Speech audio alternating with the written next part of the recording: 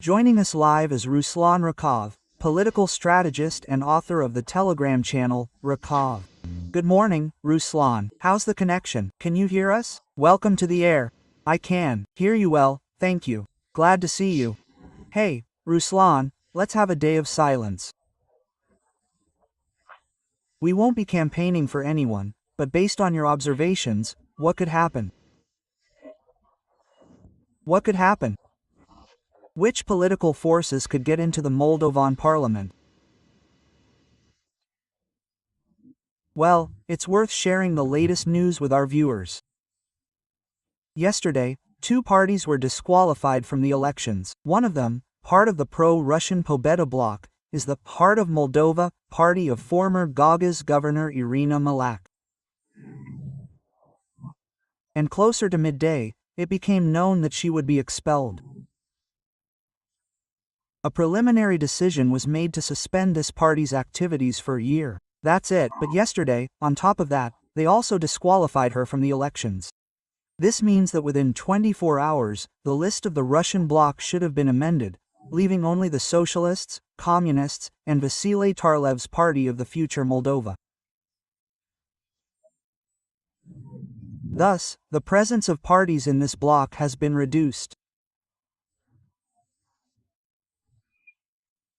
Well, the second piece of news, closer to the end of the day, which has been a big hit with Moldova, and, indeed, with everyone interested in the issue, is the withdrawal of the pro-Russian party, Greater Moldova Victoria Fortuna, which had voiced concerns about Ukraine's territorial integrity, saying that the southern part of the Odessa region, a Ukrainian territory, should be ceded to Moldova so that Moldova could regain access to the Black Sea.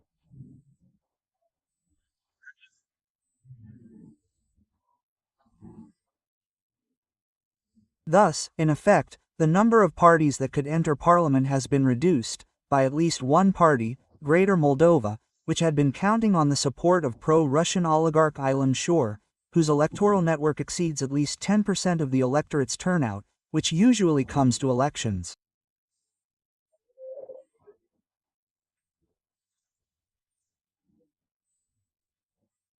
So, it turns out that the number of pro-Russian players has been reduced from 4 to 3, while the other two are pro-European and pro-Moldovan. Now let's look at the pro-Russian players that could potentially, well, according to sociology, have made it through. What the numbers showed, well, plus the potential analysis. The strongest pro-Russian player is the Patriotic Bloc, which has lost one partner, one party, and, which now has three frontmen: former Moldovan President Igor Dayton, a socialist, former Moldovan President and Communist Vladimir Voronin, and former Moldovan Prime Minister Vasile Tarlan.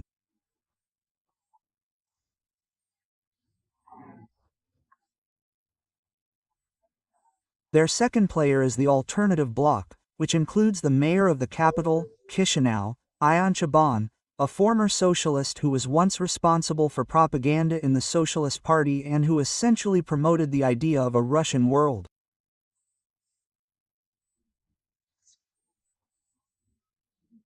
And the first time he became mayor of Chisinau, he ran for the Socialists. Two people were spotted in his headquarters, the FSB, as evidenced by the journalists' investigation. The second person in this bloc is the former Prosecutor General of Georgia, a former presidential candidate last year who lost to Mai Sandu, Alexandru Staniglov. Oh, and two others. There's Mark Kakuk, the leader of the Civic Congress Party, who effectively led Alexandru Stanigalu's election campaign,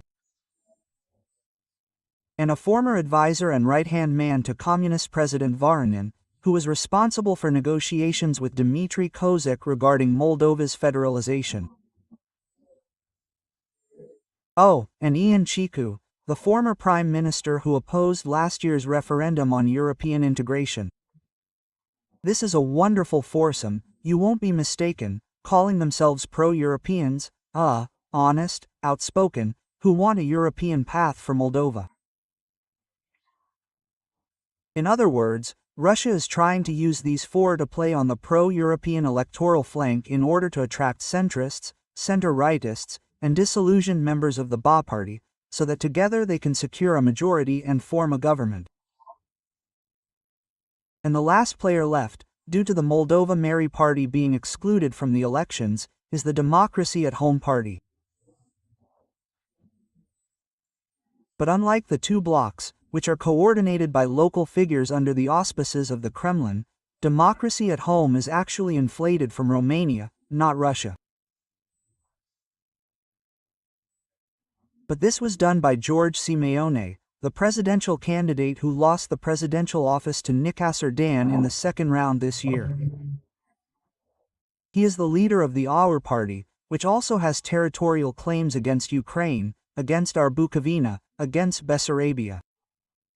They are, such anti-Ukrainian nationalists. He was the one who caused a scandal with his statement that Ukraine needed to reimburse, yes, compensate for the transfer costs. Petri was the one who declared that Ukraine shouldn't be supported in this war. It's not a war, and so on.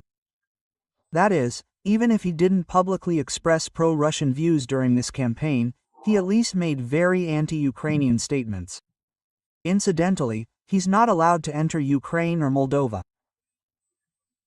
This Georgy Simeone, along with Oro, took it upon himself to help Vasile Koschuk, the leader of the Democracy at Home party, because Koschuk was running for the Moldovan parliament with Oro.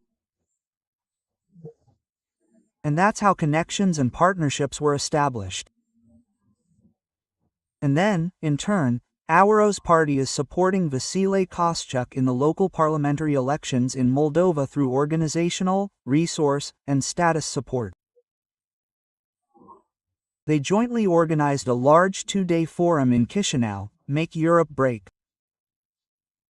Many ultra-European politicians, yes, even from the Pacific Ocean, from the United States, were also present.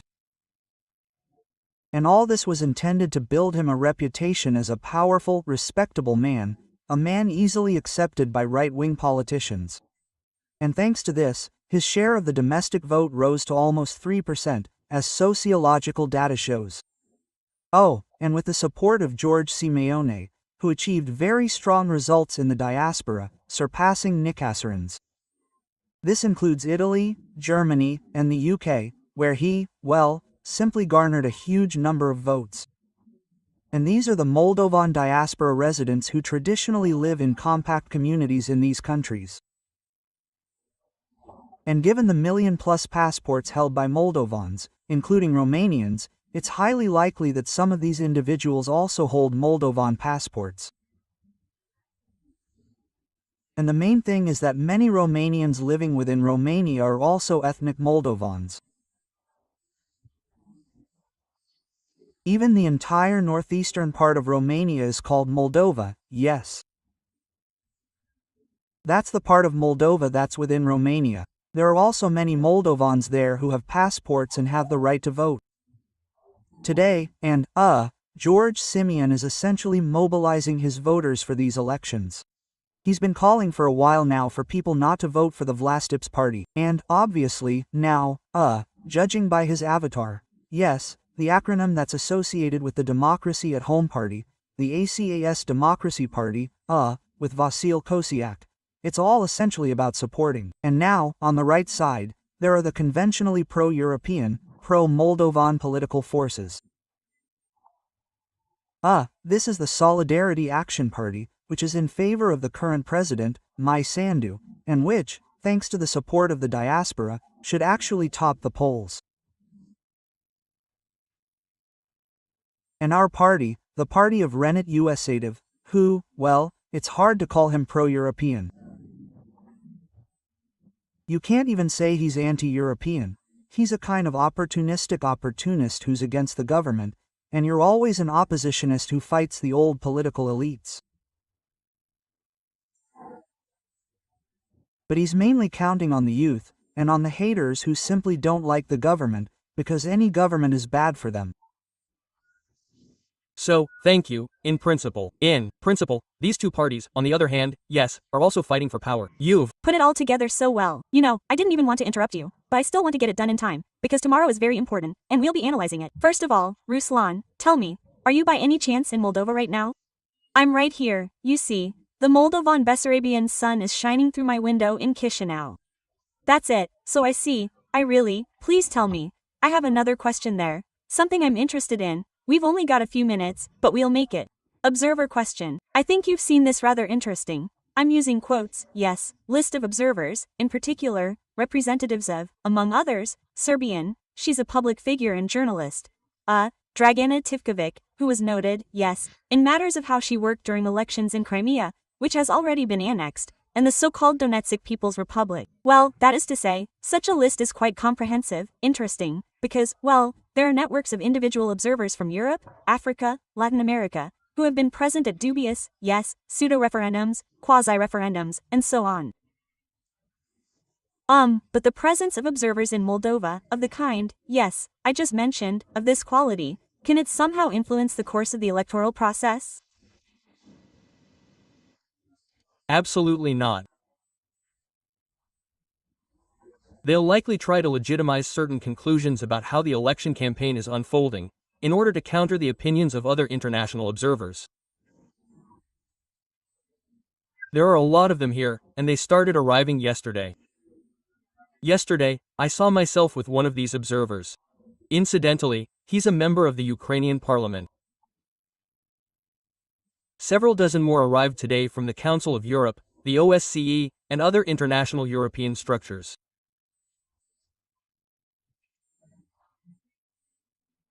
It seems to me that an international observer could be assigned to each polling station, well, representing European countries, including parliamentarians. I'll personally be bringing 2 observers on Sunday, and we'll be monitoring the polling stations, observing how things are going, and recording any violations that may arise. There will be dozens, if not hundreds, of such teams across Moldova. I don't know what the situation will be in the diaspora, but in Moldova, the number of international observers will certainly cover every polling station. Thank you for joining us. Thank you for such a detailed analysis of the situation. Ruslan Rakov, a political strategist and the author of the Telegram channel Roka, was in touch with our studio.